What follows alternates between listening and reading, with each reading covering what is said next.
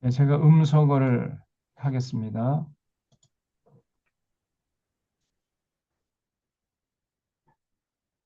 음, 네, 오늘은 느헤미야서를 하겠습니다. 느헤미야서를 좀 펴주세요. 느헤미야서. 지난주에 에스라서를 다 마쳤죠.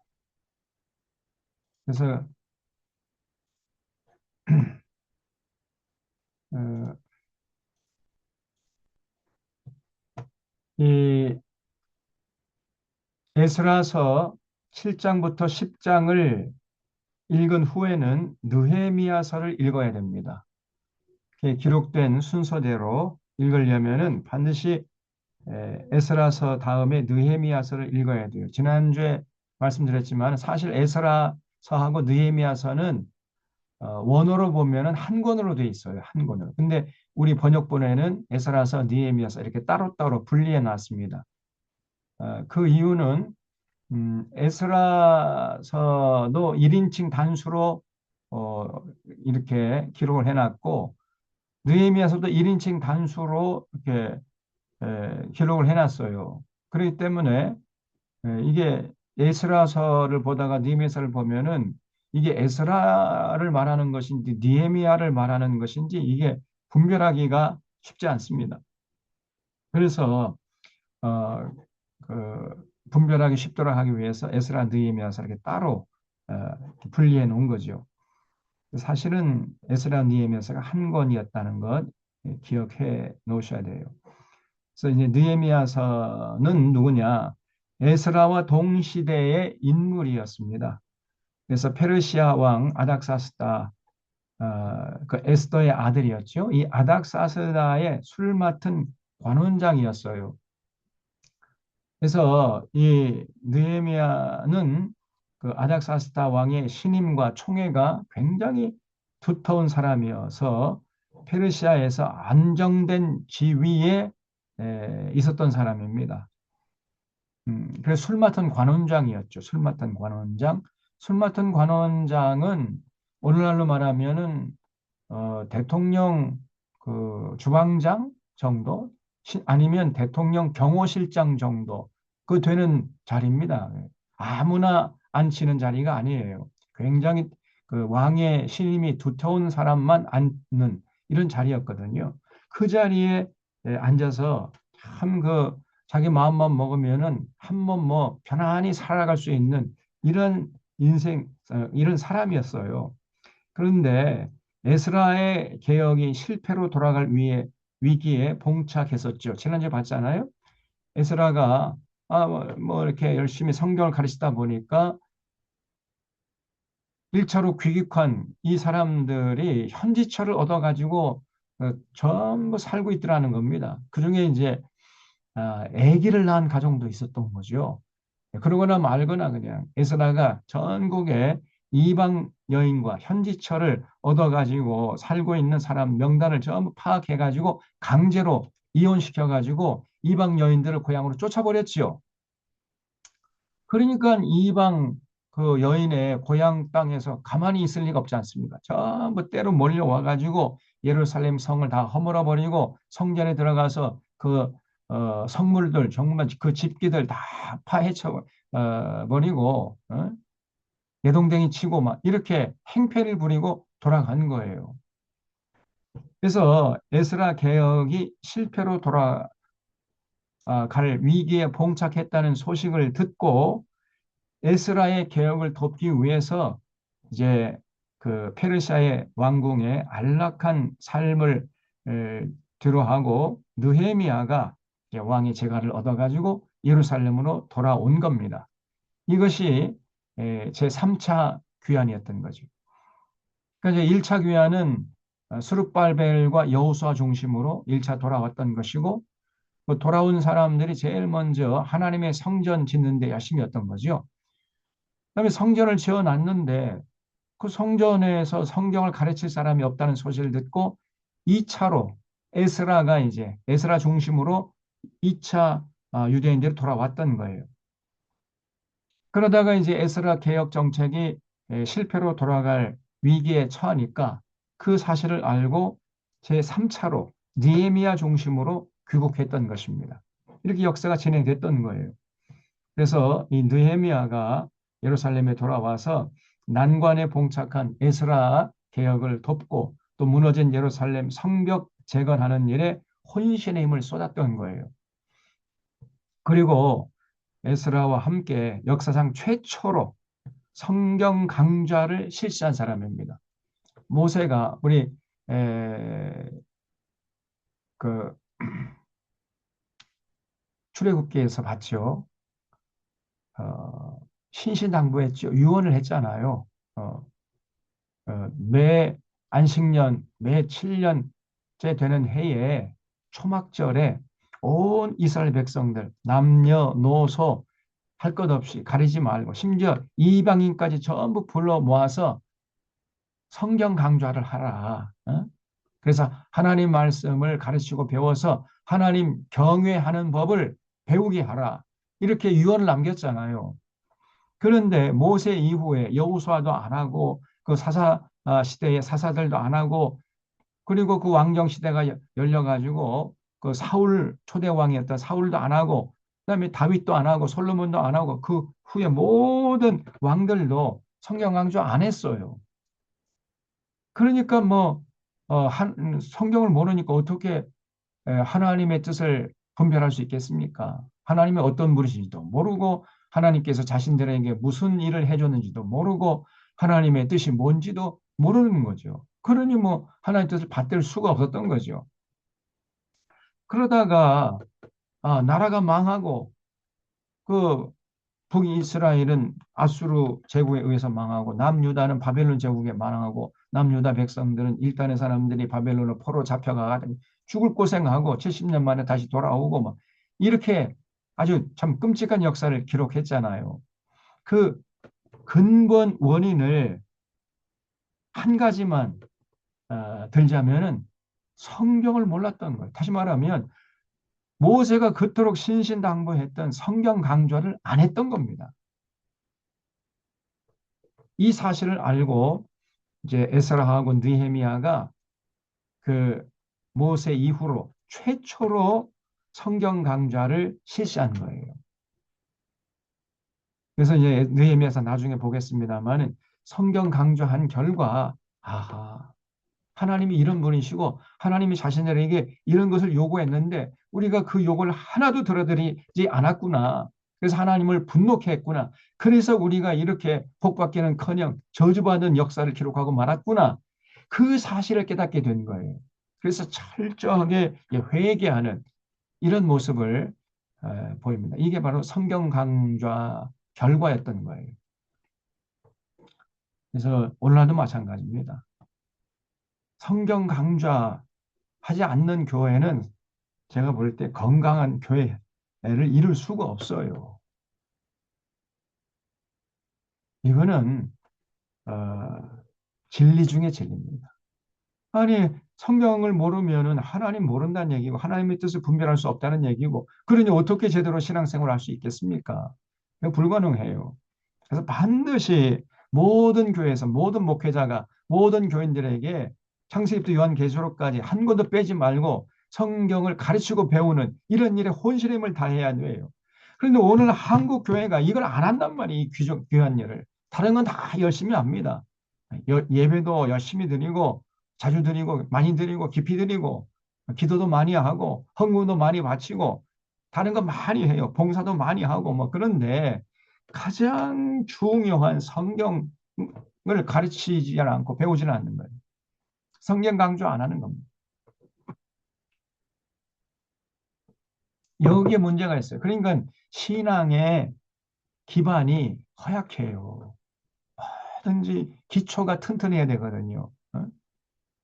기초가 튼튼하지 못하니까 조금만 시험이 오고 무슨 위기에 처하면 그냥 이리저리 흔들리는 거예요.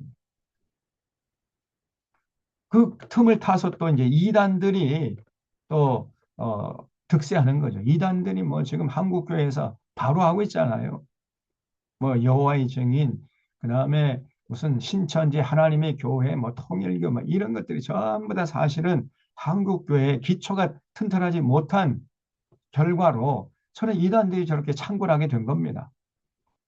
딱 한마디만 들으면 저거 잘못된 것이다. 그 거짓된 교리다. 한걸 분별할 수 있어야 되는데 그걸 분별치 못하고 그냥 끌려가는 거예요.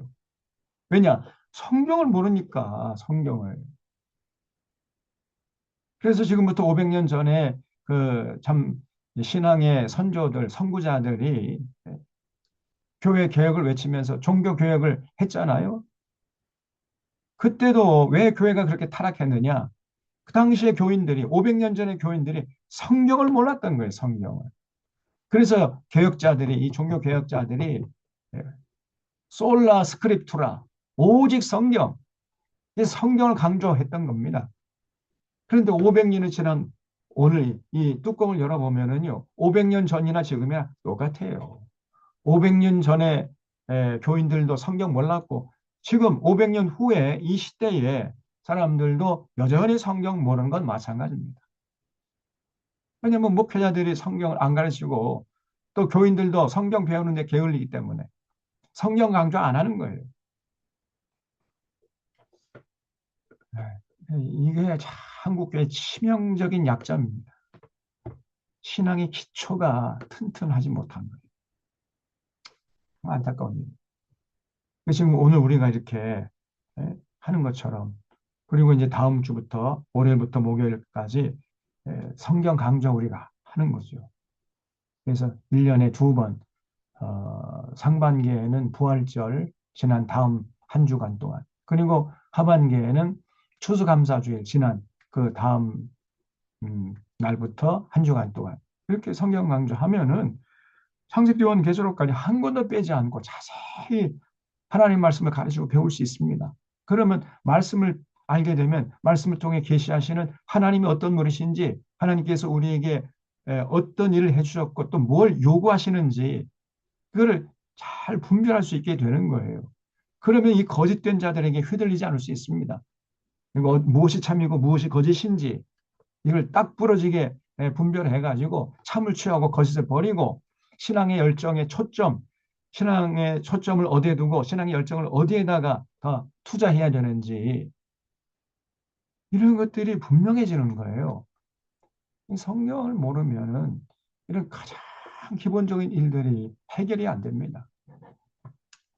자, 어쨌든 이 느헤미야가 역사상 최초로 성경 강조를 실시한 사람이었어요. 그래서 이 느헤미야가 어떤 사람이었는가? 모든 믿는 자들의 모범이 되는 삶을 산 사람이에요. 그래서 사실은 우리가 느헤미야를 주목하고 느헤미야처럼 생각하고 느헤미야처럼 말하고 느헤미야처럼 살아가야 돼요. 하나님께서 정말 이 느헤미야라는 이 걸출한 믿음의 선조들을 본보기로 우리에게 제시한 겁니다. 음, 그래서 느헤미야는 영적으로 성숙하고 아주 신중한 사람이었습니다. 아주 깊이 생각하고 그 말하는 거는 딱 한 번 말하고 그래서 그 말하는 것이 천근 만근의 무게로 다가오는 굉장히 성숙하고 신중한 사람이었습니다. 그리고 모든 사람에게 신뢰받는 사람이었어요. 자기가 말한 얘기는 절대적으로 책임지는 거예요. 그리고 저 사람이 하면은 틀림없다. 그래서 모든 사람들에게 신뢰받는 사람이었습니다. 말과 행동에 조금 더 부족함이 없고 모든 것을 아주 딱 부러지게 신실하게 하니까요. 모든 사람들이 신뢰할 수밖에 없는 거죠. 그리고 쉬지 않고 기도하는 사람이었습니다. 어떤 문제가 생기면은 자기 생각으로 자기 속에 오른 대로 하는 것이 아니라 먼저 하나님의 뜻을 구하고 하나님의 뜻이 어디 있는지 그거를 깊이 성찰한 다음에 조심스럽게 실행에 옮기는 이런 사람이었어요. 쉬지 않고 기도하는 사람이었습니다.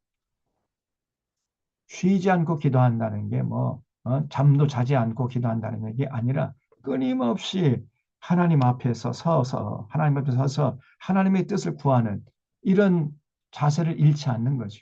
쉬지 않고 기도하는 사람이었어요. 그리고 심지가 견고한 사람이었습니다. 한번 뜻을 정하면은 뭐 하늘이 무너져도 그 뜻을 받들어요. 태산같이 딱 털을 잡고 앉아가지고 저러나 우러나 치우치지 않고 예, 흔들리지 않는 이런 사람이었어요. 심지가 견고한 사람. 그리고 아주 검소하고 경건한 공직자의 표본이었습니다.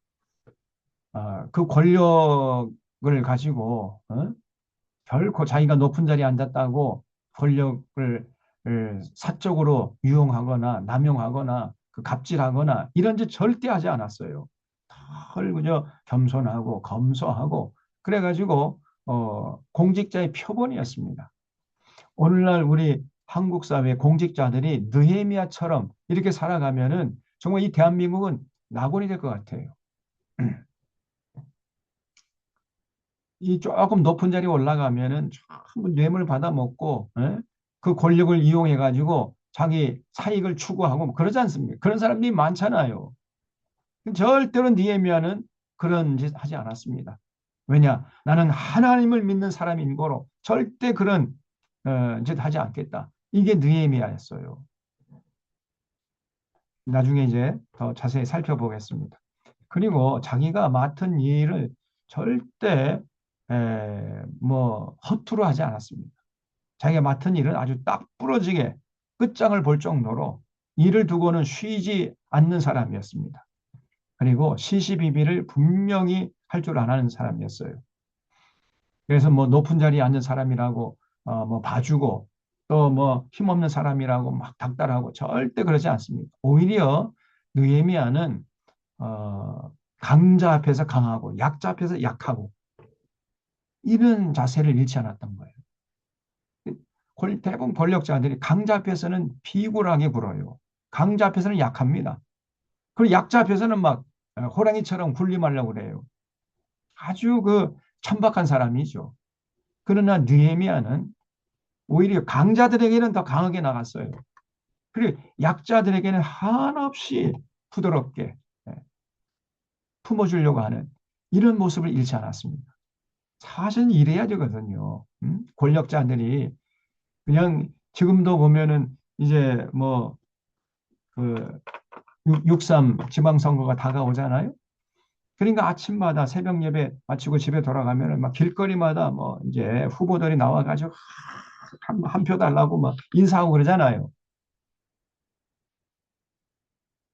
어떤 때는 너무 송구스러워가지고 지나가는데 막 허리를 그냥 90도로 막 머리가 땅에 닿도록 절을 하니까 제가 그냥 음, 너무 송구스럽단 말이죠.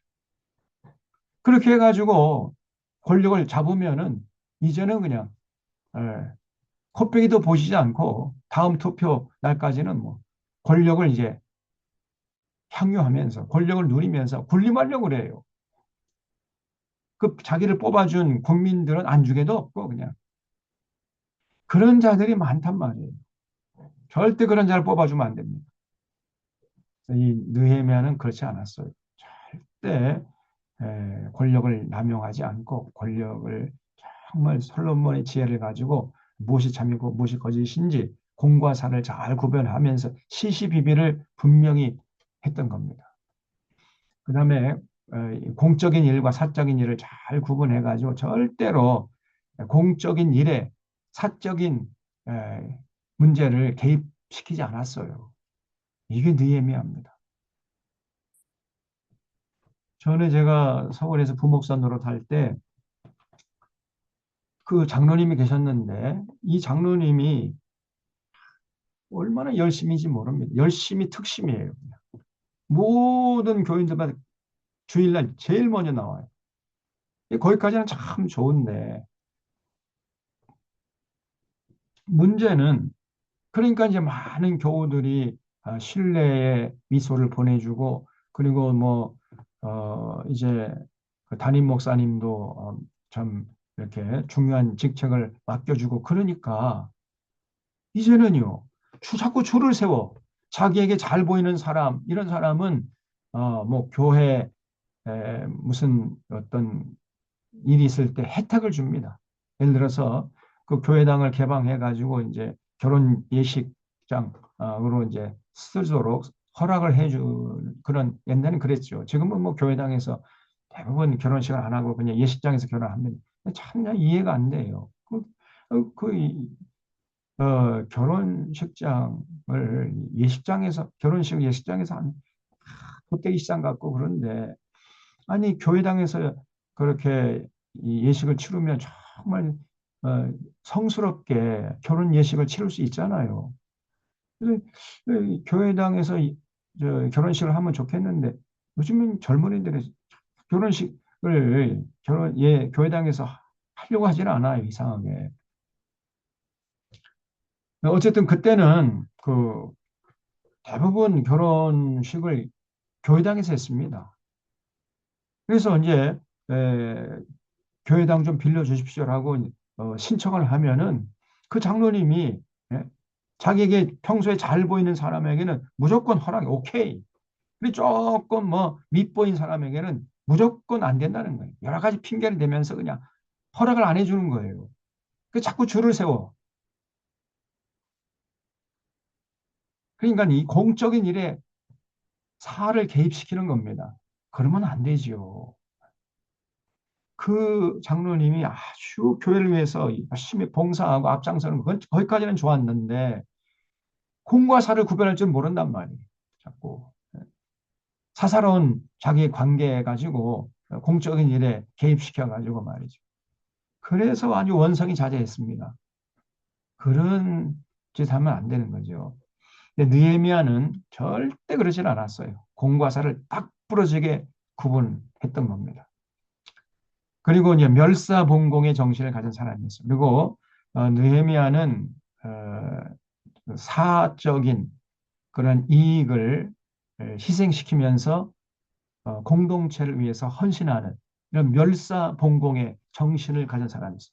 이 느헤미야는요, 그 아닥사스다 왕의 재간을 얻어가지고 예루살렘의 총독으로 이제 부임을 했는데 총독으로 재임하는 기간 12년 동안 총독의 녹을 받지 않았어요. 총독의 월급을 받지 않았어요. 오히려 받지 않을 뿐 아니라 자기의 사적인 재산을 들여가지고 그 노동자들을 먹이면서 그러면서 예루살렘 성벽 재건에 나선 사람이었습니다. 당시 예루살렘에 귀국한 사람들이 뭐 가난하고 또 별로 그 세금도 낼 형편도 못 되고 그러니까 오히려 자기 재산을 다 사용하면서 자기 재산 써가면서 그래서 노동자들 먹여가면서 예루살렘 성벽 재건 공사에 임한 사람이에요.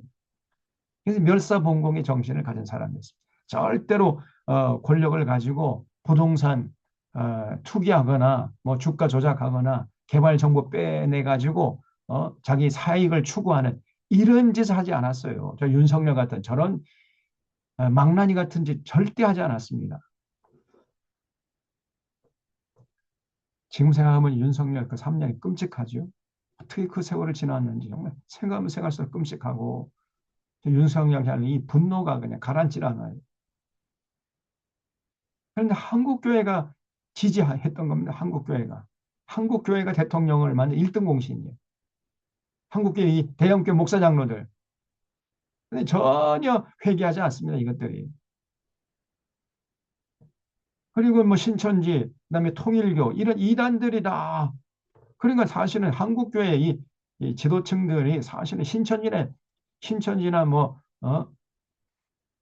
통일교 뭐 이단이라고 정죄하지만 사실 지들도 다 이단이나 마찬가지예요. 이단들하고 놀아놨잖아요, 같이. 아니, 신천지도 윤석열이 지지하고 통일교 윤석열 지지하고 한국교 목사님도 다 윤석열 지지했지 않습니까? 다 똑같아.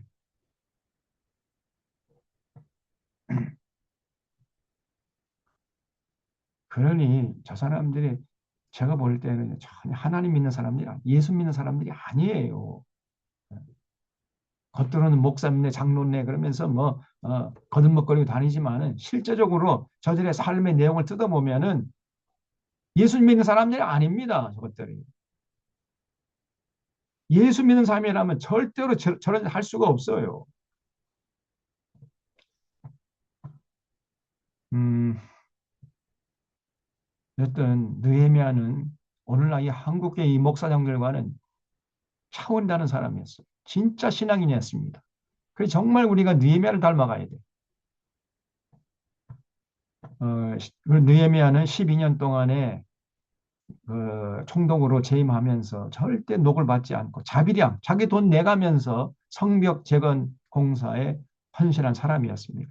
그리고 에스라를 도와서 최초로 성경 강좌를 실산, 이런 아주 참 올곧은 믿음의 사람이었습니다. 그래서 이런 느헤미야를 읽으면서 이 느헤미야를 우리가 이런 느헤미야를 만나볼 수 있어요.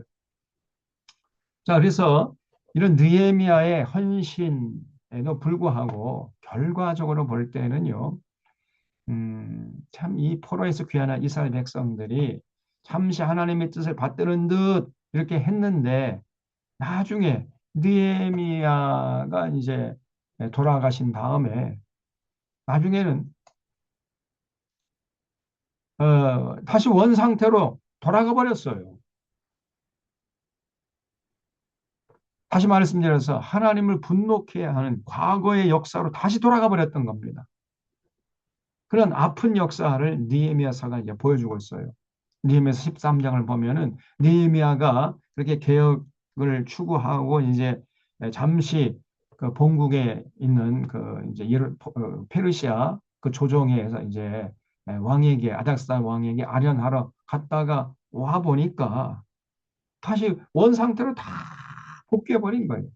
그냥 엉망진창 뒤죽박죽이 돼 버린 겁니다.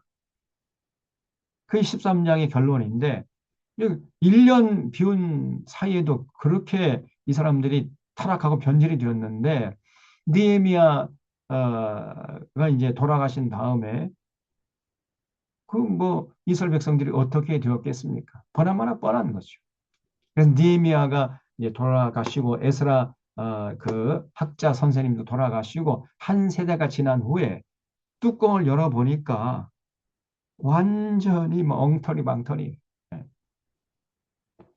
그래서 하나님이 정말 기가 막혀요. 하나님이 할 도리 다 해봤잖아요. 예? 사사도 보내주기도 하고 사사를 세우면서 나중에 사사가 타락하고 그리고 그래서 이제 마음이 아프다가 다시 왕을 세워달라는 그 요청을 받아들여서 왕을 세워주고 그럼 왕도 타락을 해. 그래서 왕조를 바꿔보면 또 왕조도 또 타락을 해요. 그래서 하나님이 이제 선자를 보내면 선자마저 그냥 때려 죽이거나 아니면 선자도 또 타락을 해버린 겁니다. 그래 하나님이 이제 생각도 못 해가지고 이스라엘 백성들을 환경을 바꿔보면 좀 낫겠지 해가지고 바벨론 포로로 잡혀가게 해가지고 거기서 이제 혹독하게 영적 훈련 시켜가지고 예루살렘을 다시 돌아오게 했더니 다시 또 타락해버린 거예요. 그 하나님이 이제 마음 둘 곳이 없어가지고 이대로는 도저히 이스라엘 백성들과 관계를 유지할 수 없겠다 생각해가지고 마지막 이스라엘 백성을 찾아가가지고 이제 헤어지는 장면을 기록한 책이 구약 성경의 마지막 책인 말라기서인 겁니다. 그래서 이제 느헤미야서를 우리가 공부한 다음에 이제 마지막 구약 성경의 마지막 책인 말라기서를 공부하게 될 거예요. 그래서 말라기서에서 하나님과 이제 이스라엘 백성과의 대화가 쭉 나오는데 한마디도 지지 않고 이스라엘 백성들이 그냥 대꾸하는 겁니다. 하나님이 내가 너희들 헤어지는 마당 이거 하나만 확실히 하지 않냐. 그래도 너희들 사랑하지 않았느냐. 그렇게 말씀하시면 하나님을 사랑했다고요? 어떻게 사랑했나이까? 네? 시퍼렇게 눈을 뜨고 덤벼들어요. 이 사람들이. 그 말에 하나님의 충격을 받아가지고 400년 동안 하나님이 침묵을 지키십니다. 이게 신구약 중간사 400년 기간이었던 거예요. 역사가 이렇게 진행됐던 것입니다. 참, 그래서 이 구약 성경의 결론이 좀 그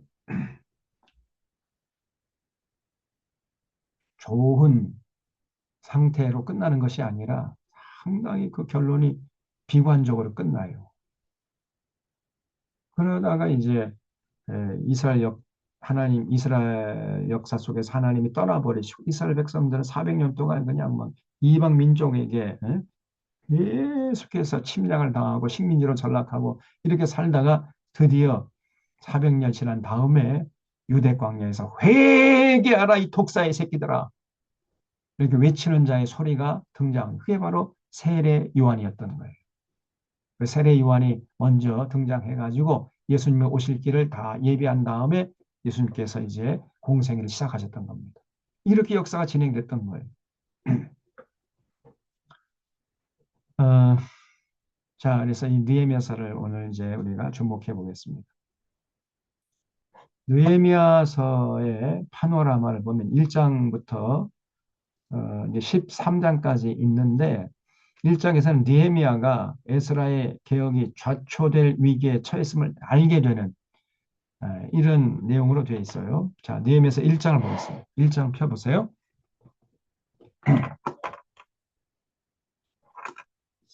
하가랴의 아들 느헤미야의 말이라. 아닥사스다 왕 제20년. 이 아닥사스다가 에스더의 아들이라고 했죠. 음, 그래서 유대인의 피가 절반 흐르고 있었기 때문에 유대인들을 중용했던 거예요. 권력의 중심부에 앉혔던 건데 그 대표적인 사람이 바로 에스라, 느헤미야 이런 사람들이었던 겁니다. 그래서 아닥사스다 왕 제20년 기슬을 월에 내가 수상궁에 있는데 내가는 느헤미야죠. 1인칭 단수로 적혀 있잖아요. 그 에스라서도 보면은 내가라고 나와요. 내가 1인칭 단수로 되어 있어. 그 내가는 어, 에스라서에서는 에스라지요. 그래서 헷갈리기 쉬우니까 이제 에스라서하고 느헤미야서 나눠 놓은 겁니다. 그래서 내가 수상궁에 있는데 이건 느헤미야죠. 그러니까 수상궁에서 그 술 맡은 관원장으로 어, 활동하고 있었던 겁니다. 근데 그때 내 형제들 가운데 하나인 하나니 이 하나니라는 사람이 누구냐면은 느헤미야의 친동생이었어요. 그래서 하나니가 두 사람과 함께 유다에 다시 말해 예루살렘에서 내게 이르렀기로 내가 그 사로잡힘을 면하고 남아 있는 유다와 예루살렘 사람들의 형편을 물으니 그 사람들 예루살렘시 뭐 어떤 형편이냐 이제 물어봤다는 거예요. 그랬더니 그들이 내게 이르되 사로잡힘을 면하고 남아 있는 자들이 그 지방 거기에서 큰 환난을 당하고 능욕을 받으며 예루살렘 성은 허물어지고 성문들은 불탔다 하는지라. 이런 끔찍한 소식을 듣게 됐어요. 누가 이러고 갔겠습니까? 조금 전에 말씀드린 대로 에스라가 강력하게 개혁 정책을 펴가지고 이방 여인과 결혼한 남자들 명단 파악해가지고 강제로 이혼시켰던 거거든요. 그러니까 이방 여인들이 고향 땅에 돌아가서 그냥 뭐 울고 돌아가니까 이방의 고향 사람들이 막 때로 몰려와가지고 이렇게 행패를 부리고 돌아가는 거예요. 그 소식을 느헤미야의 동생이었던 하나니가 알려줬던 겁니다. 그래서 그 소식을 듣고 사절에 내가 앉아서 울고 수일 동안 슬퍼했다는 거예요. 사실 뭐 지금 느헤미야는 남의 일이나 마찬가지잖아요. 자기는 뭐 페르시아 수도 수산궁에서 높은 지위에 앉아가지고 아주 뭐 호의호식하고 살 수 있는 이런 위치에 있었으니까 뭐 자기 동족들이 뭐 지금 아파하고 슬퍼하고 있다는 거, 고통스러운 가운데 있다고 그 소식을 뭐 듣고도 한 귀로 듣고 한 귀로 흘릴 수도 있었어요. 그렇지 않습니까? 근데 느헤미야는 자기 동족이 당하는 그 고난을 마치 자기가 당하는 것처럼 그렇게 아파했다는 겁니다. 그래서 이 느헤미야가요, 이 공감 능력이 아주 뛰어난 사람이었어요. 아파하는 자와 함께 아파하고 우는 자와 함께 우는 이런 사람이 인격이 훌륭한 사람이지요. 제가 지난번에 말씀했지만은 세월호 사건이 터졌을 때 그 노란 리본을 달고 다니니까 어떤 교회 권사가 왜 리본 달고 다니냐 시체팔이 하는 그런 저런 놈들 나쁜 놈들이 나오면 욕을 해야 돼. 이 권사가 그래요. 제가 그냥 싸다기를 한 대 그냥 올려 치려고 하다가 참았다니까. 아니 그 저 이렇게 시퍼렇게 에, 자란 아이들 그 눈앞에서 그 자기 새끼를 잃은 그 부모의 심정이 오죽했겠습니까, 여러분? 그것도 저 바다에 수장되는데 그냥 발을 동동거리면서 뻔히 눈앞에 보는 앞에서 꼬르륵꼬르륵 하면서 죽어갔잖아요, 우리 아이들이. 그러면은 같이 아파하지는 못할 망정 뒤에서 말해 저 시집하니하고 더 많은 배상금 받아 먹으려고 저런 짓 한다 이러면서 욕을 해야 되겠습니까? 세상 사람들이 그런다면 이해하지만은 믿는 사람들이 그러면 안 되잖아요. 그런 권사가 말이 제가 이 노란 립을 달고 가니까 어느 교회 권사가 예? 그왜 그냥 지겨워 죽겠다고 그러면서 노란 립은 왜 달고 다니냐고 막 시비를 걸더라니까.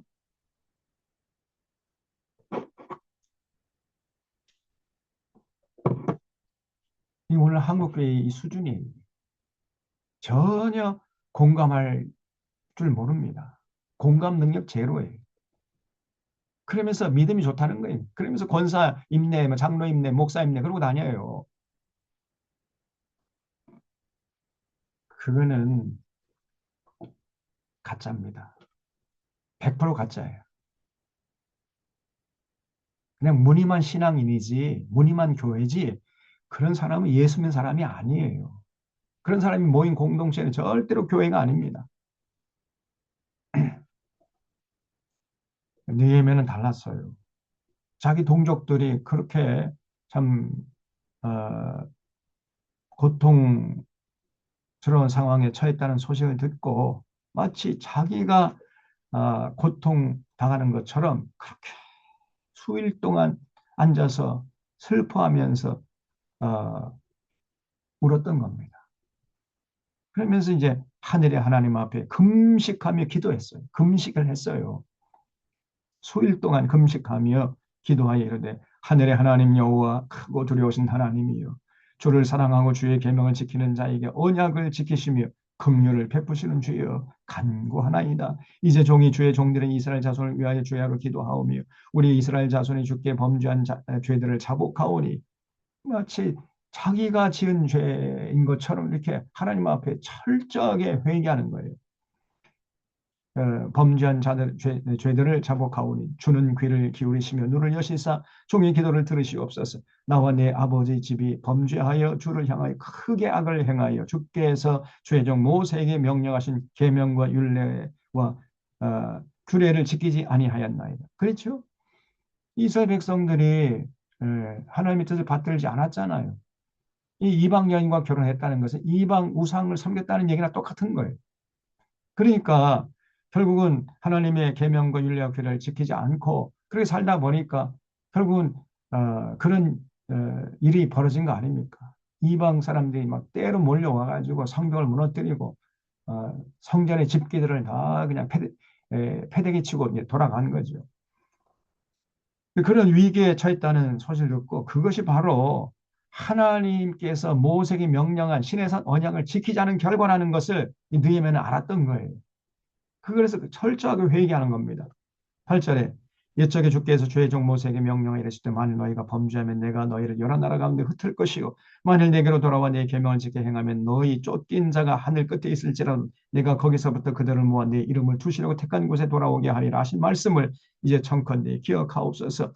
이들은 주께서 일찍이 큰 권능과 강한 손으로 구속하신 주의 종들이요 주의 백성들입니다. 주여 구하오니 귀를 기울이사 종의 기도와 주의 이름을 경외하기를 기뻐하는 종들의 기도를 들으시고 오늘 종이 형통하여 이 사람 앞에서 은혜를 입게 하옵소서 하였나니 그때에 내가 왕의 술 관원이 되었느니라.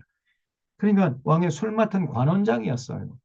높은 지위에 있었던 사람이 에스라의 개혁 정책이 이제 실패로 돌아갈 위기에 봉착했다는 소식을 듣고 눈물을 흘리면서 하나님 앞에 이제 기도했던 겁니다.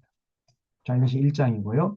그다음에 2장에서는 느헤미야가 아닥사스다 왕의 재가를 얻어 예루살렘의 총독으로 부임했어요. 그래서 이 느헤미야가 하나님 앞에 수일 동안 금식하면서 기도했죠. 하나님, 우리 죄를 용서하시고 이 고난에서 벗어날 수 있도록 도와주십시오. 이렇게 기도한 다음에 그 기도가 현실이 되도록 앞장서서 헌신했던 거예요. 여러분 제가 늘 말씀드렸잖아요. 우리가 기도를 제대로 하려면은 기도한 내용이 삶이 되어야 된다 그랬죠. 기도했으면 그 기도한 대로 살아야 돼요. 그래서 기도가 삶이 되고 그렇게 기도한 대로 살아가는 그 삶 자체가 하나님 앞에 상달되는 기도라는 사실을 잊지 말라 그랬잖아요. 기도가 삶이 되고 삶이 기도가 되는 이게 진짜 기도인 것입니다. 근데 많은 사람들이 기도는 해놓고는 삶의 현장에서는 기도한 내용과는 정반대로 살아버려요. 참 기가 막. 여러분 저 서울의 유명한 교회 아주 기도 새벽 기도로 명성을 떨치는 그런 교회가 있죠. 교회가 있어요. 아주 그냥 새벽 기도로 명성을 떨친다니까. 근데 그렇게 열심히 기도하는데 예? 삶은 어떻습니까? 삶은. 오늘날 한국 교회에 욕을 매기는 대표적인 교회 아닙니까? 그리고 뭐 목회자가 그 세습을 하고 말이죠. 그리고 뭐 그 교회에서 들려오는 소식을 들으면 끔찍한 얘기들이에요.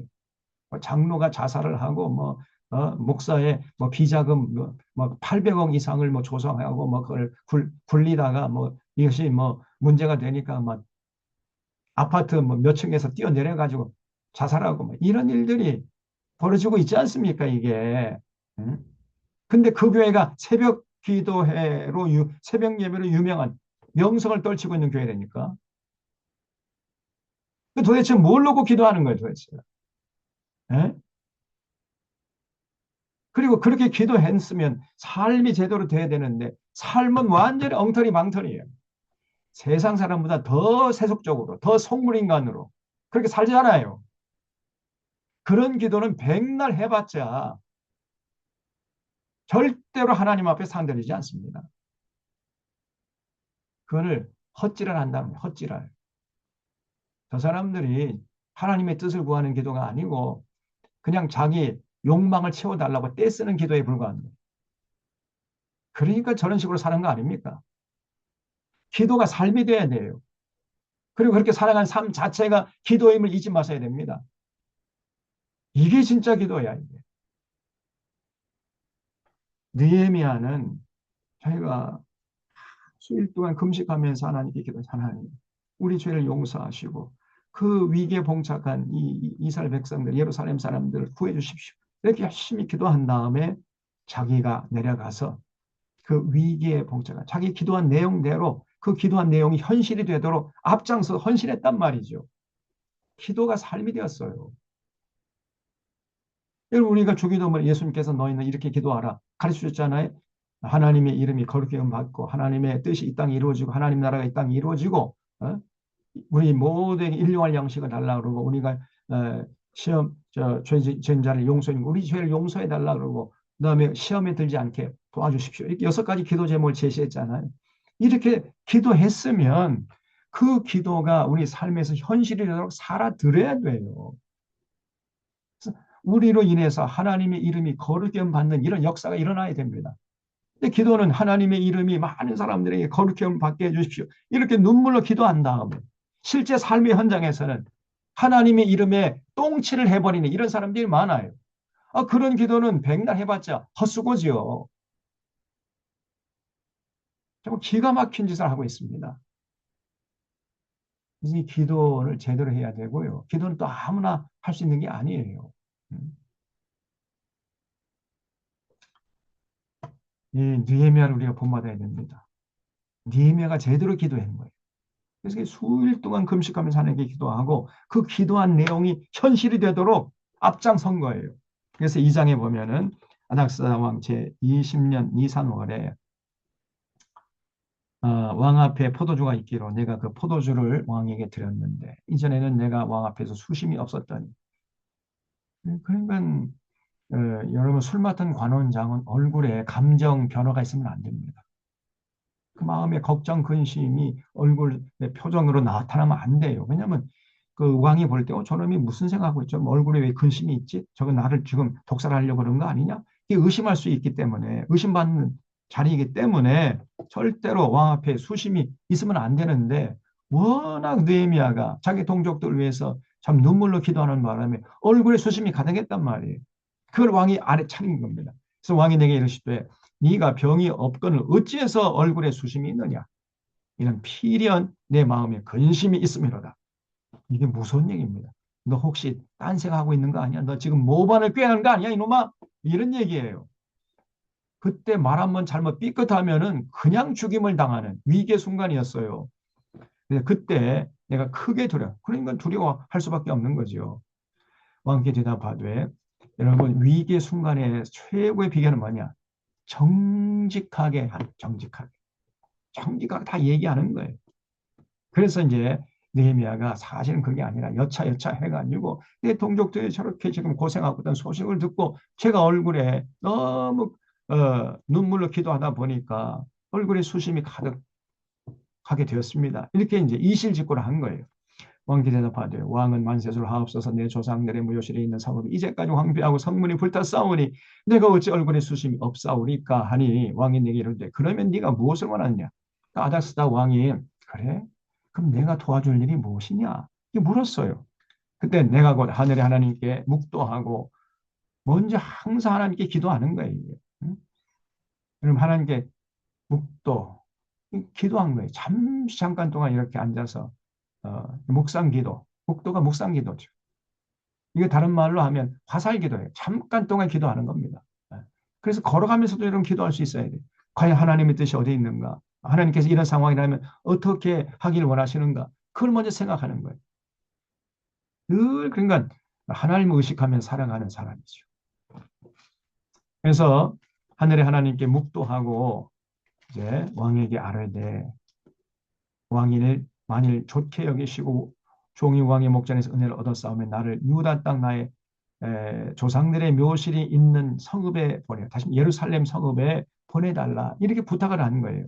보내요. 그 성을 건축하게 하옵소서 하였는데, 그때 왕후도 왕 곁에 앉아 있더라. 왜 굳이 왕후가 왕 곁에 앉아 있다는 사실을 여기 밝히고 있을까요? 여러분, 특히 여성들 잘 들어주십시오. 사랑하는 여인이 옆에 있으면은요, 남자들은 비겁하게 행동을 못해요. 그러면 사랑하는 여인에게 무시를 당하고, 조금, 그, 뭐, 저까지 무슨 남자야, 막 이런 평가를 받을 것을 두려워하기 때문에 아주 대범하게 생각하고 대범하게 행동하려고 하는, 이것이 남성의 생리예요. 여성들 잘 아셔야 됩니다. 쉽게 말하면은 사랑하는 여인이 있을 때는요, 아주 큰 소리 땅땅 치는 거예요. 예, 조금 어, 허풍을 치고 이런 경향이 있습니다, 남자들이. 그래서 지금 이제 느헤미야가 딱 보니까 왕 옆에 왕후가 앉아 있거든. 야, 이거 좋은 기회다 해가지고 왕이 내가 뭘 도와주면 좋겠느냐 그렇게 물었을 때 본심을 얘기하면서, 폐하 아리옵기 황송하오나 지금 예루살렘의 동족들이, 제 동족들이 심히 고생하고 있어요. 제가 좀 내려가서 도와주고 싶습니다. 이렇게 하니까 왕이, 그래? 그러면 몇 년 동안 내가 허락하면 좋겠느냐 이렇게 물은 거예요. 여기 6절 보면, 왕이 내게 이르되 네가 몇 날에 다녀올 길이며 어느 때에 돌아오겠느냐. 다시 말하면 내가 몇 년 동안 너 예루살렘으로 휴가를 보내주겠느냐. 이렇게 이제 물은 거예요. 그때 딱 보니까 왕후가 곁에 앉아 있거든. 그러니까 크게 질러버린 거야. 크게. 해야 아리옵기 황송하오나 12년 동안 갔다 오게 허락해 주시옵소서. 이렇게 얘기한 거야. 12년. 아니 1, 2년도 아니고 12년. 이 아닥사스다 왕이 생각할 때에는 뭐 기껏 6개월이나 한 1년 정도 갔다 오라고 하면은 이 느헤미야가 만족하겠지 이렇게 생각했는데 무려 12년 동안이나 허락을 해달라는 거예요. 쉽게 말해 12년 동안 휴가 달라는 겁니다. 그러니까 그 소리 듣고 아닥사스다가 뭐 어째고 어째 안 하려고 보니까 왕비가 앉아 있거든. 그래 그렇게 이렇게 된 겁니다 이게. 음? 이 12년 여기는 없는데 어떻게 하느냐. 나중에 뒤에 보면 나옵니다. 그 12년 동안 이제 예루살렘에 가서 총독 역할을 하고 돌아오라고 허락을 받은 거예요. 네가 몇 날에 다녀올 길이며 어느 때에 돌아오겠느냐 하고 왕이 나를 보내기를 좋게 여기시기로 내가 기한을 정해. 이게 12년이에요. 기한을 정하고 내가 또 왕에게 아래되 왕이 만일 좋게 여기시는 강서쪽 총독 내리시는 조서를 내게 주사 그들이 나를 용납하여 유다에 들어가기까지 통과하게 하시고 또 왕의 살림 감독 아삼에게 조서를 내려 그가 성전에 속한 영문의 문과 성곽과 내가 들어갈 집을 위하여 들보를 쓸 제목을 내게 주게 하옵소서. 여러 가지 특별히 이제 성벽을 이제 다시 재건해야 되는데 그 성벽 재건에 필요한 여러 가지 비용과 경비들 또 물품들 이것도 요구했던 거예요. 그러니까 아닥사스가 다 허락을 해줬다는 겁니다. 하나님의 선한 손이 나를 도우심으로 왕이 허락하고 군대 장관과 마병을 보내나와 함께하게 하시기로 내가 강서쪽에 있는 총독에게 이르러 왕의 조서를 전하였더니 후론 사람 산발락과 종되었던 암몬 사람 도비아가 이스라엘 자손을 흥왕하게 하려는 사람이 왔다함을 듣고 심히 근심하다.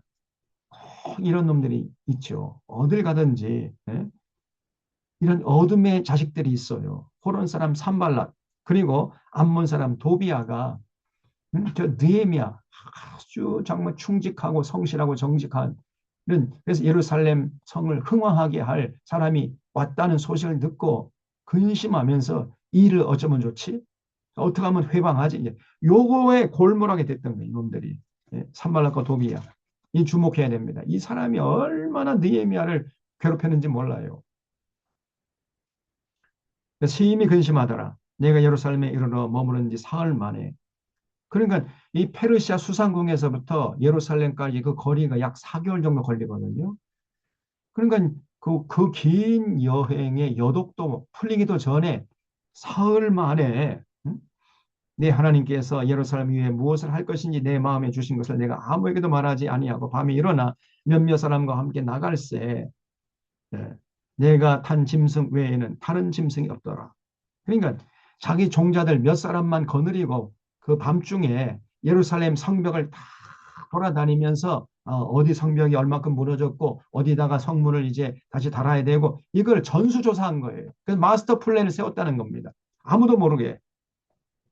그래서 그 밤에 골짜기 문으로 나가서 용종으로 분문에 이르는 동안에 보니 예루살렘 성벽이 다 무너졌고 성문은 불타버린 거예요. 이게 바로 이방 여인의 고향 사람들이 와가지고 이렇게 분풀이 하고 간 겁니다. 앞으로 나아가 샘문과 왕의 못에 이르러서는 탄 짐승이 지나갈 곳이 없는지라 아주 심하게 무너져 버린 거예요. 성벽이. 그래서 그 밤에 시내를 따라 올라가서 성벽을 살펴본 후에 돌아와서 골짜기 문으로 돌아왔으나 방백들은 내가 어디 갔었으며 무엇을 했는지 알지 못했고 나도 그 일을 유다 사람들에게나 제장들에게나 귀족들에게나 방백들에게나 그 외 일하는 자들에게 알리지 아니하다. 완전히 아주 비밀리에 아무도 모르게 그 성벽이 파손된 거 전부 다 파악해가지고 마스터 플랜을 세운 거예요. 아주 용이 주도하죠. 아주 신중한 사람이었습니다. 느헤미야가. 그리고 자기 맡은 일을 놓고는 절대 쉬지 않는 사람이었어요. 그래서 다 마스터 플랜을 세운 다음에 17절 후에 그들에게 이르기를 우리가 당한 공경은 너희도 보고 있는 바라. 예루살렘이 황폐하고 성문이 불탔으니 자 예루살렘 성을 건축하여 다시 수치를 당하지 말자. 여러분 지금 우리가 이렇게 그냥 코가 석자 하나 빠져가지고 앉아있을 때가 아니지 않습니까? 우리가 함께 일어나서 다시 성벽을 재건하면은 다시금 우리가 이방 사람들에게 어떤 침공을 받지 않고 우리가 하나님 앞에서 다시 힘차게 살 수 있을 것입니다. 우리가 함께 힘을 합해서 저 예루살렘 성벽을 재건합시다. 이렇게 연설을 한 거예요. 예루살렘 성을 건축하여 다시 수치를 당하지 말자 하고 또 그 일들에 또 그들에게 하나님의 선한 손이 나를 도우신 일과 왕이 내게 이런 말씀을 전하였더니 그들의 말이 일어나 건축하자. 이 느헤미야의 연설이요. 많은 사람들을 감동시켜가지고 마음이 움직였다는 거예요. 그래서 야 그래 우리가 이러고 있을 때가 아니다 해가지고 전부 일어나 건축하자 하고 힘을 내어 이 선한 일을 하려 하매 또 이번에 이제 이 산발락과 토비야 이놈들이 또 이제 분탕질을 하는 거예요. 호론 사람 산발락과 종이었던 암몬 사람 도비야와 아라비아 사람 게셈이 이 말을 듣고 우리를 업신여기고 우리를 비웃으 이르되 너희가 하는 일이 무엇이냐? 너희가 왕을 배반하고자 하느냐? 네 이놈 새끼들 막 그러면서 또 욕을 해야 되는 거야. 막 있지도 않은 일을 꾸며내가지고 이놈들이 말이야 성벽을 다 재건한 다음에 저 페르시아 왕을 배반하려고 반역하려고 그러는 거지. 그러면서 오늘날 말하면요. 쉽게 말하면 너 정보 잡아 빨갱이지. 이렇게 딱지를 갖다 붙이는 거예요. 응? 이런 나쁜 놈이 바로 산발과 도비아였던 겁니다. 너희가 왕을 배반하고자 하는 야기로 내가 그들에게 대답하여 이르되 하늘의 하나님이 우리를 형통하게 하시리니 그의 종들은 우리가 일어나 건축하려니와 오직 너희에게는 예루살렘에서 아무 기업도 없고 권리도 없고 기억되는 바도 없다. 그러면서 여러분 이 느헤미야는요 절대로 흔들리지 않습니다. 누가 뭐라고 하더라도 자기가 한번 하나님 앞에서 참 서약하고 뜻을 정하면은 절대로 흔들리지 않았어요. 휘둘리지 않았어요. 이게 느헤미야예요. 아주 심지가 곧은 사람이었습니다. 자, 이래가지고 이제 3장에서는 열심히 예루살렘 그 주민들을 막 격려하면서 그 이제 그 성벽 공사 일을 다 이렇게 분담을 했어요. 당신은 여기서 여기까지 일을 감당하고 당신 여기서 여기까지 공사해라. 이게 전부 다 이제 그 역할 분담을 시켰습니다. 그게 3장이에요. 그래서 음, 모든 사람들을 적절하게 그 사람의 능력과 형편에 맞게끔 그 일을 분담해주고 그 자리에 배치를 한 다음에 열심히 성전 공사를 함께 힘을 합했던 겁니다. 자, 이렇게 해서 열심히 이제 성전 공사를 하고 있는데 4장 보세요. 3장은 뭐냐면 느헤미야가 예루살렘 성벽 재건 공사를 이스라엘 백성들과 함께 시작하는 이런 내용으로 돼 있어요. 그리고 4장에서는 이제 이렇게 열심히 온 백성들이 힘을 합해가지고 성벽 공사를 하게 되니까 일이 착착착착 진행될 거 아닙니까? 그러니까 배 아파하는 놈이 있어요. 그게 산발락과 도비야죠. 이 산발락과 도비야가 느헤미야에게 유혹과 위협을 가하면서 방해 공작을 펼치는 겁니다. 그럼 꼭 기억하십시오. 이 마귀의 두 가지 무기가 있다 그랬어요. 그게 뭐냐? 유혹하고 위협하는 겁니다. 자신만에 달콤하게 유혹을 해요. 도저히 거절할 수 없을 정도로 아주 달콤하게 유혹을 합니다. 대부분 사람이 거의 넘어가요. 근데 배 중에 넘어가지 않는 사람이 있습니다. 그때는 두 번째 전략을 피는 거예요. 너 내 말 안 들으면 죽여버려. 위협을 합니다. 너 생매장 시켜버려. 너 사회에서 내가 격리시켜버려. 막 이렇게 위협하는 거예요. 또 거기에 이제 사람들이 다 넘어가 굴복하는 거예요. 또 느헤미야는요 아무리 달콤하게 유혹해도 거기 넘어가지 않았고 아무리 무섭게 위협을 해도 굴복하지 않았어요. 이게 느헤미야. 자, 그래서 사장님 보세요. 이 산발렛이 가만히 안 있죠, 이놈이. 우리가 성을 건축한다음을 듣고 크게 분노하여 유다 사람들을 비웃으며 자기 형제들과 사마리아 군대 앞에서 일러 말하되 이 미약한 유다 사람들이 한 일이 무엇인가? 스스로 견고하게 하려는가? 제사를 드려는가? 하루 일을 마치려는가? 불탄 돌을 흙 무더기에서 다시 일으켜려는가? 하면서 이제 조롱을 해요.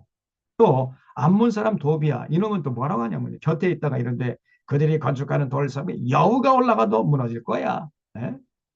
이러면서 또 조롱을 합니다.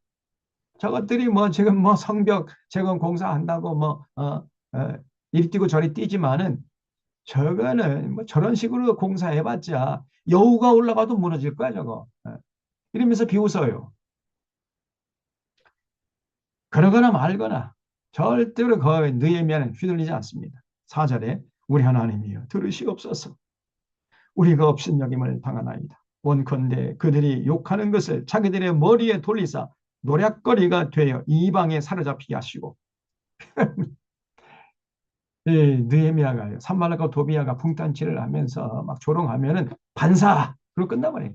거기 뭐 일이 일비하지는 않고 그들의 말에 뭐 다시 뭐 반박하거나 이러면요 거기에 얽히는 거예요. 그 함정에 빠지는 겁니다.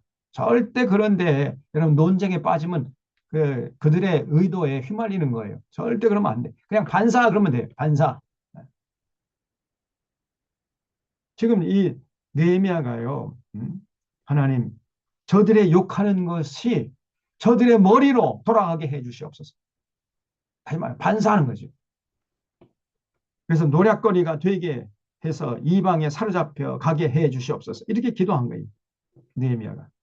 주 앞에서 그들의 악을 덮어두지 마시며 그들의 죄를 도말하지 마옵소서. 그들이 건축하는 자 앞에서 주를 노하시게 하였습니다. 하고 이에 우리가 성을 건축하여 전부가 연결되고 높이가 절반에 이르렀어요. 그러니까 성벽 공사가 이제 절반 정도 진행됐다는 거예요. 그 높이가 절반에 이르렀으니 이는 백성이 마음들여 일을 하였습니다. 온 백성이 마음이 하나 돼가지고 열심히 성벽 공사를 진행하고 있으니까 일이 착착착착 진행되는 거죠. 그러면 그럴수록 이 산발락과 도비아가 배가 아파서 견딜 수 없는 겁니다. 그래서 실전에 산발락과 도비아가 아라비아 사람들과 암몬 사람들과 아소 사람들을 막 격동시켜가지고 때로 막 몰려와가지고요. 예루살렘 성이 중소되어 그 허물은 틈이 매우 꾸어져 간다음을 듣고 심히 분노한 거예요. 이게 바로 어둠의 세력들이죠. 마귀의 세력들은 믿음의 사람들이 하나님을 잘 받들어서 아름답게 같이 향기롭게 살아가잖아요. 배가 아파서 견디지 못하는 거예요, 이놈들이. 네. 모든 사람이 더불어서 인간의 존엄성을 다 참 인정받고 그 누리면서 살아가잖아요. 배가 아파서 견디지 못해, 이놈들이.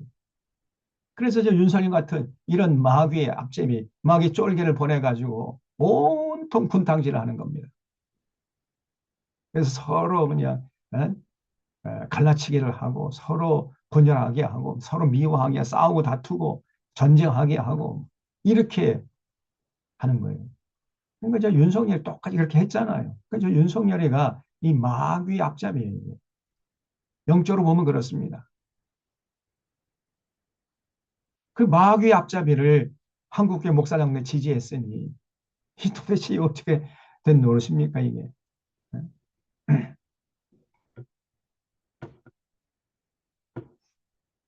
그래서 심히 분노했던 거예요. 이 사람들이. 8절에 다 함께 꾀하기를 우리가 예루살렘에 가서 치고 그것을 요란하게 하자. 이렇게 계획을 세웠어요. 이 나쁜 놈들이. 하기로 그 소식을 또 이제 느헤미야가 듣고 우리가 우리 하나님께 기도하며 그들로 말미암아 파수꾼을 두어 주야로 방비하는 그때부터 이제 느헤미야가 두 패로 나눠가지고 한 패는 방비하고 한 패는 건설하고 또 한 손으로는 삽을 잡고 한 손으로는 이제 칼을 잡고 이렇게 공사를 진행해 나갔던 겁니다. 절대로 느헤미야는 위축되지 않고 휘둘리지 않았어요. 그래서 유다 사람들은 이르기를 흙무더기가 근데 그 소리를 듣고 유다 사람이 또 자꾸 또 이제 흔들려요. 아이고 이거 큰일 났네 이거 이러다가 우리가 다 이방 사람들 칼에 맞아 죽는 거 아니야 막 이러면서 점점 이 불안이 그 공동체에 막 퍼지는 거예요. 이때가 위기입니다. 다들 니에미아처럼 흔들리지 말아야 되는데 모든 사람들이 니에미아가 아니잖아요. 그래서 유다 사람들은 이렇게 흙무더기가 아직도 많았는데 짐을 나르는 자의 힘이 다 빠졌으니 우리가 성을 건축하지 못하리라. 그러면 또 낙심천만이에요. 또 우리의 원수들은 이르기를 그들이 알지 못하고 보지 못하는 사이에 우리가 그들 가운데 달려가서 살육하여 역사를 그치게 하리라. 막 이렇게 또 소문이 흉흉하니까 그 원수들의 근처에 거주하는 유다 사람들로 그 각처에서 와서 10번이나 우리에게 말하기를 우리가 너에게로 와야 하리라 하기로 그래서 막 유다 사람들이 불안하니까 느헤미야에게 사람을 보내 선생님 빨리 좀 군사를 몰고 와서 우리를 좀 도와주십시오.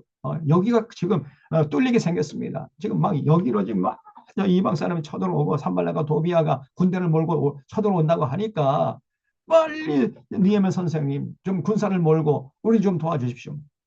이러한 파발마가 여기저기에서 도착하는 거예요. 10번이나 우리에게 말하기를 그런 파발마가 왔어. 빨리 좀 도와달라. 막 아우성이 빗발쳐요. 그래서 13절 내가 성벽 뒤에 낮고 넓은 곳에 백성이 그들의 종족을 따라 칼과 창과 활을 가지고 서 있게 하고 내가 돌아본 후에 일어나서 귀족들과 민장들과 남은 백성이 말하기를 너희는 그들을 두려워하지 말고 지극히 크시고 두려우신 주를 기록하고 너희 형제와 자녀와 아내와 집을 위하여 싸우라. 니에미아가요 앞장서서 그냥 혼심의 힘을 다해서 그들의 불안감을 치우려고 하고 다시 단결해서 우리가 힘을 합하면은 능히 이길 수 있습니다. 두려워하지 말고 용기를 냅시다. 이렇게 이제 또 일장연설을 했어요. 그러니까 참 니에미아도 힘들지 않겠습니까? 그럴 때일수록 단합해가지고 느헤미야의 리더십을 인정하면서 딱 하나가 되어가지고 싸우면은 능히 이겨낼 수 있는데 계속 낙심천만하고 여기서 불평하고 아이고 우리가 이제 이거 못 해낼 거야. 그래서 막 비관적인 얘기를 하는 이런 사람들이 꼭 있습니다. 어디 가나. 그냥 가만히 있으면 좋겠는데 자꾸 입을 놀리는 거예요.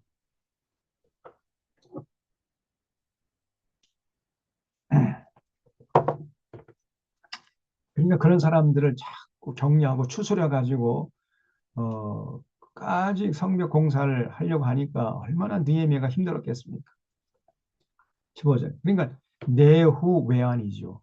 밖에서는 적들이 그냥 호시탐탐 느헤미야를 죽이려고 기회를 노리고 있고 안에서는 자꾸 자중질환이 일하는 자중질환.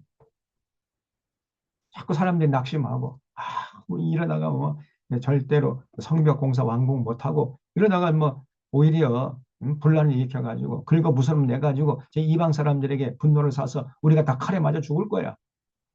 이런 말을 서슴없이 해야 되느냐. 15절에 우리의 대적이 우리가 그들의 의도를 눈치챘다 함을 들으니라.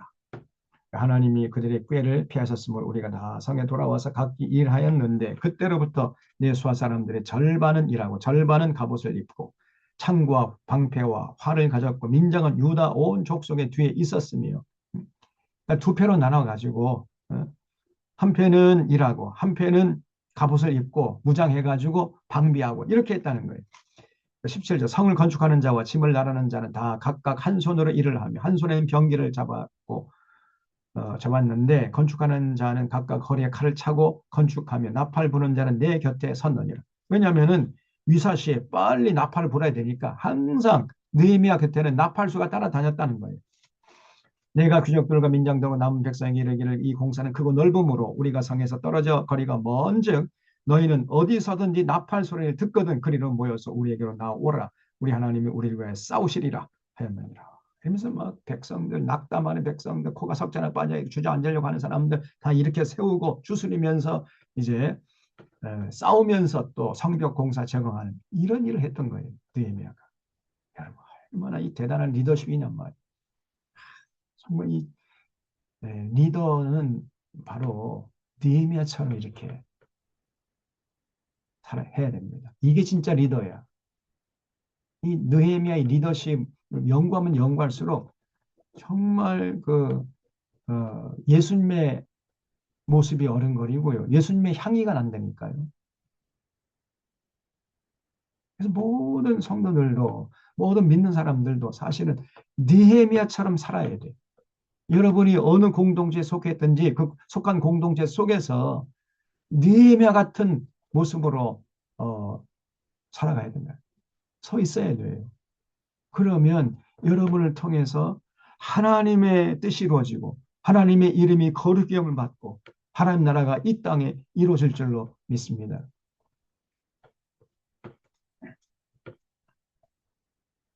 그래서 이렇게 이제 21절에 우리가 이같이 공사하는데 무리의 절반은 동틀 때부터 별이 나기까지 창을 잡았으며 그때 내가 또 백성에 말하기를 사람마다 그 종자와 함께 예루살렘 안에서 잘지니 그러니까 예루살렘 밖으로 나가지 말고 그 공사판 거기서 잘하는 거예요. 예루살렘 안에서 잘지니 밤에는 우리를 위하여 파수하겠고 낮에는 일하리라 하고 나나 내 형제들이나 종자들이나 나를 따라 파수하는 사람들이나 우리가 다 우리의 옷을 벗지 않니. 그러니까 니에면은 자기가 리더라고 해가지고 자기는 쏙 빠지고 자기는 집에 돌아가가지고 편안히 침대에서 비단입을 덮고 자고 이런 짓 하지 않았어요. 똑같이 살았대요. 똑같이 행동했어요. 그래서 자기 휘하의 부하들이나 다 근로자들처럼 그러게 뭐 열심히 같이 일을 하고 그리고 또 이제 해가 지면은 그 일하던 그 자리에서 거기서 잤다는 거예요. 노동자들과 함께 같이. 나나 형제들이나 종단이나 나를 따라 다 정말 우리의 옷을 벗지 않고 물을 기르러 갈 때에도 각기 번개를 잡았다고 그러잖아요. 참 느헤미야는 항상 이렇게 살았습니다. 뭐 자기가 좀 높은 자리에 특권 의식을 가지고 자기는 뭐 그냥 말만 하고 뭐 손발은 다 열중시하고 이렇게 하지는 않고 똑같이 일을 했어요. 무슨 특권 의식 이런 거는 느헤미야에서 찾아볼 수가 없었습니다.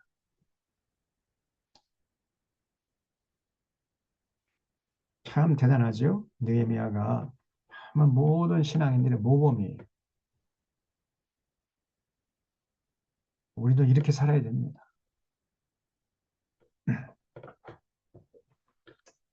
조금 좀 높은 자리에 앉으면은 특권 의식이 발동돼 가지고 자기는 뭐 어?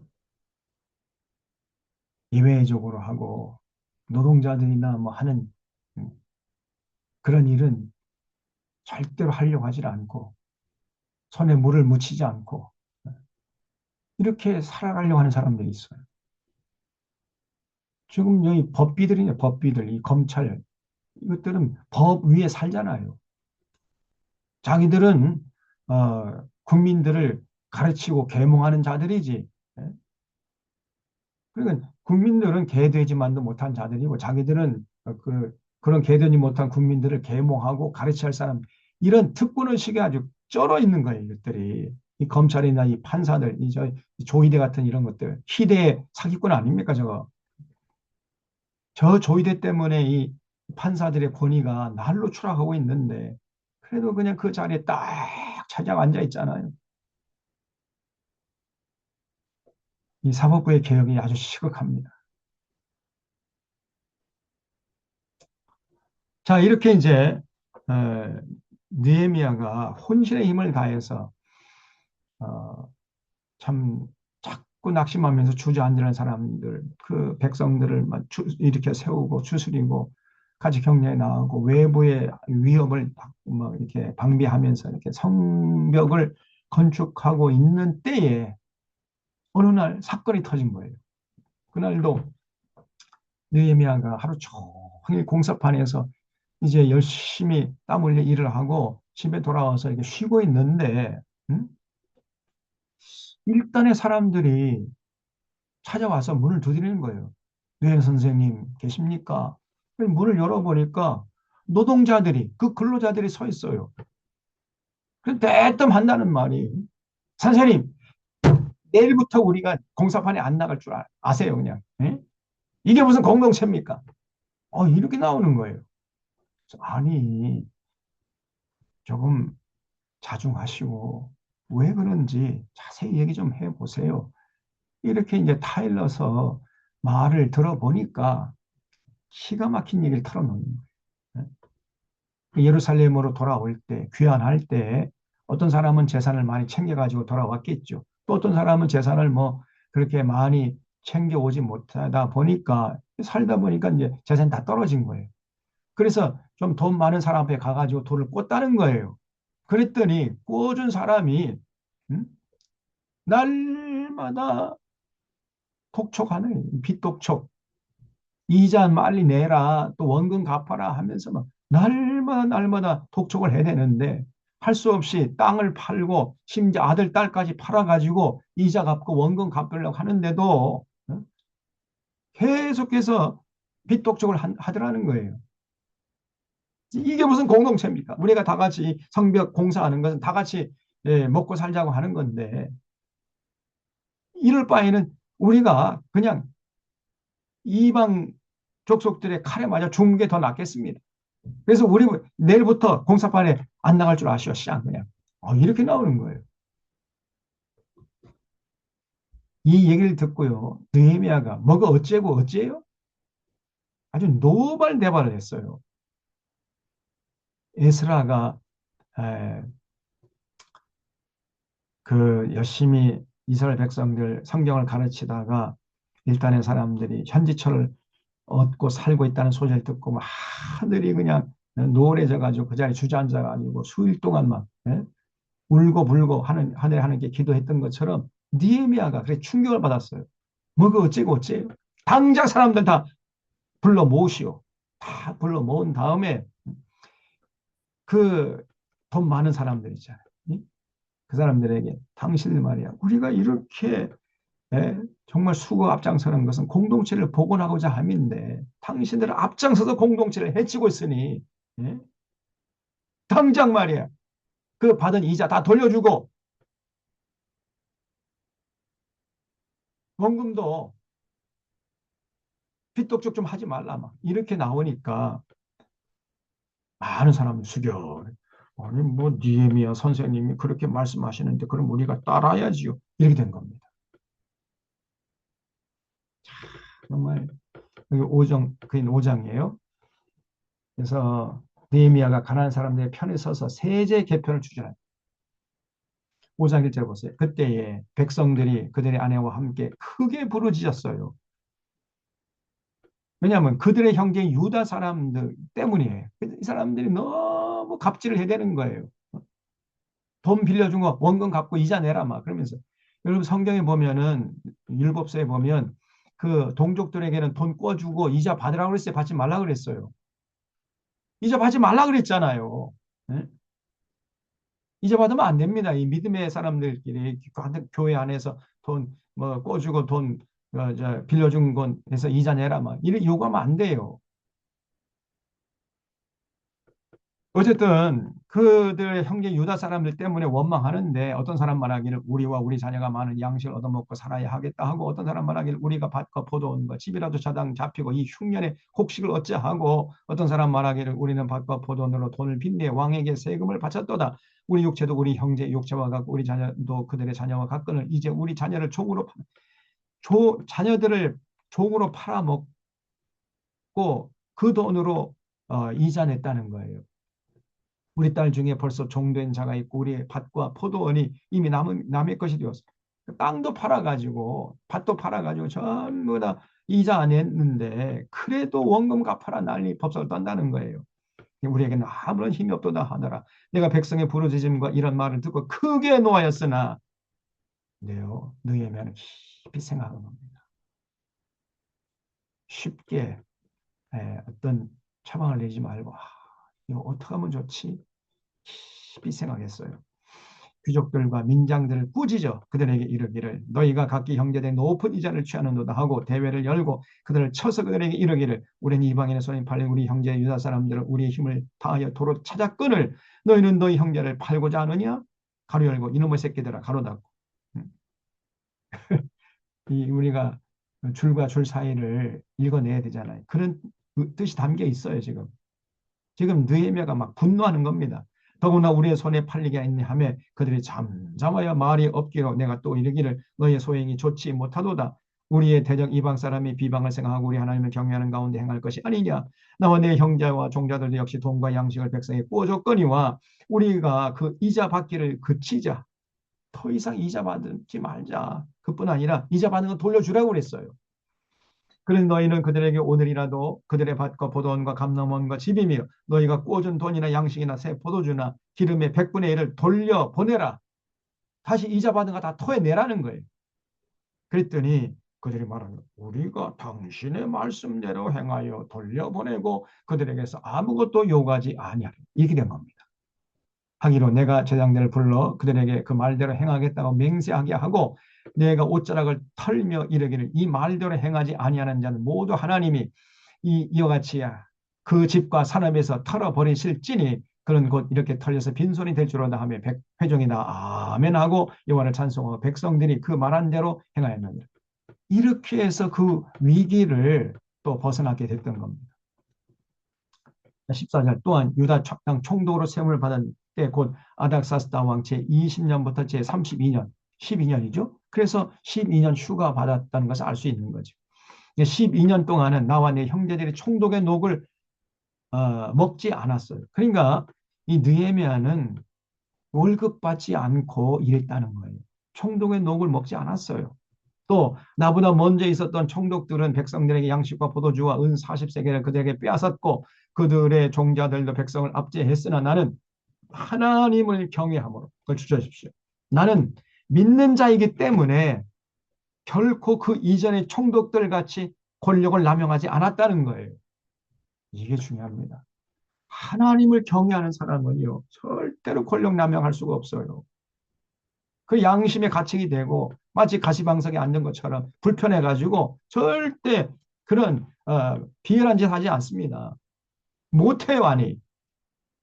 성령이 충만한 사람 절대 이런 짓 못합니다. 이게 중요해. 나는 하나님을 경외하는 사람이므로 이같이 행치 않았다는 거예요. 절대 권력 남용해서 부당이득 취득하고 주가 조작해가지고 부당이득 취득하고 이런 짓 하지 않았다는 겁니다. 도리어 이 성벽 공사에 힘을 다해 땅을 사지 않 부동산 투기하지 않았어요. 땅을 사지 아니했고 내 모든 종자들도 모여서 일을 했으며 또 내 성에는 유다 사람들과 민장들 150명이 있고 그 외에도 우리 주에 있는 이방 족속들 중에서 우리에게 나온 자들도 있었는데 매일 나를 위하여 소 한 마리와 살찐 양 6마리를 준비하며 닭도 많이 준비하고 열흘에 한 번씩은 각종 포도주를 갖추었나니 비록 이같이 하였을지라 내가 총독의 녹을 요구하지 아니하였으면 이 백성의 부역이 중함이었더라. 내 하나님이여 내가 이 백성 위하여 행한 모든 일을 기억하사 내게 은혜를 베푸시옵소서. 그러니까 이렇게 수많은 노동자들을 먹이는데 총독의 녹을 요구하지 않았다. 이게 무슨 말이에요? 자비량 했다는 거야. 자비량. 자기 돈 내가 자기 재산 투자해서 백성들을 그 근로자들을 먹여가면서 성벽 공사에 임했다는 겁니다. 느헤미야가 이렇게 희생 정신, 멸사 봉공의 정신이 투철했던 사람이 느헤미야예요. 야, 이번에 이재명 대통령이 자기 그 성남의 분당의 집 한 채밖에 없는 거 팔았으니까 다주택자들 이제 그 뭐 보유세 매기고 또 뭐 무슨 혜택 등을 다 줄이겠다 이렇게 나오잖아요. 자기가 먼저 솔선수범해야죠. 절대로 이 느헤미야는 돌격 앞으로 하지 않았어요. 나를 따르라 했지. 네. 자기는 안 하고 여러분 하시오 이렇게 하지 않고 돌격 앞으로 이거는 잘못된 리더십이죠. 나를 따라 항상 예수님은요 제자들 앞에서 먼저 행했던 거, 먼저 본을 보였어요. 우리 사실 이게 올바른 리더십입니다. 모든 리더십의 핵심이 뭐냐면 본을 보여요. 본이 돼야 돼. 본. 자기는 행하지 않으면서 예수님께서 평가 뭐라고 했죠? 이 서기관 바리새인들 자기는 손 안에 깐딱하지 않으면서 많은 그 백성들에게는 무거운 짐을 지우는 도다 그랬잖아요. 이게 타락한 지도자의 전형이죠. 절대로 참된 리더자는 올바른 리더십은요. 먼저 앞장서서 행하는 거예요. 본을 보여야 돼요. 범사의 본이 돼야 돼요. 느헤미야가 그랬습니다. 모든 믿는 사람들이 이렇게 살아요. 자, 시간이 됐기 때문에 5장까지 하고 6장부터는 이제 다음 주에 더 흥미진진합니다. 이 느헤미야를 또 이제 산발락과 도비아가 또 가만 안 두죠. 그런 장면들을 이제 다음 주에 계속해서 살펴보겠습니다. 기도하고 마치겠습니다. 하나님 아버지, 예수님이 십자가에 달려 돌아가신 성금요일, 저희들이 느헤미야서를 공부했습니다. 하나님, 이 땅에 사는 날 동안까지 예수 믿는 자답게 삶의 현장에 나아가서 참으로 모든 믿지 않은 사람들의 본이 되는 믿지 않은 사람들보다 더 아름답게 향기롭게 가치 있게 멋지게 살아가는 그러한 자들 될 수 있도록 저희들에게 믿음과 용기와 분별력을 더하여 주시옵소서. 지어 명철을 덧입혀 주시어서 참과 거짓을 잘 분별하고 참을 취하고 거짓을 버리면서 느헤미야처럼 아름답게 살아가는 우리 귀한 믿음의 동지들 다 되게 해 주시옵기를 바라고 한 주간도 주님께 부탁드려오며 감사하고 예수님의 이름으로 기도하옵나이다. 아멘. 네, 여러분 한 시간 동안 경청해 주셔서 감사드립니다. 한 시간 동안 잘 보내시고요. 네, 또 다음 주에 뵙도록 하겠습니다. 수고하셨습니다. 네, 감사합니다, 목사님. 수고하셨습니다. 수고하셨습니다. 감사합니다. 수고하셨습니다.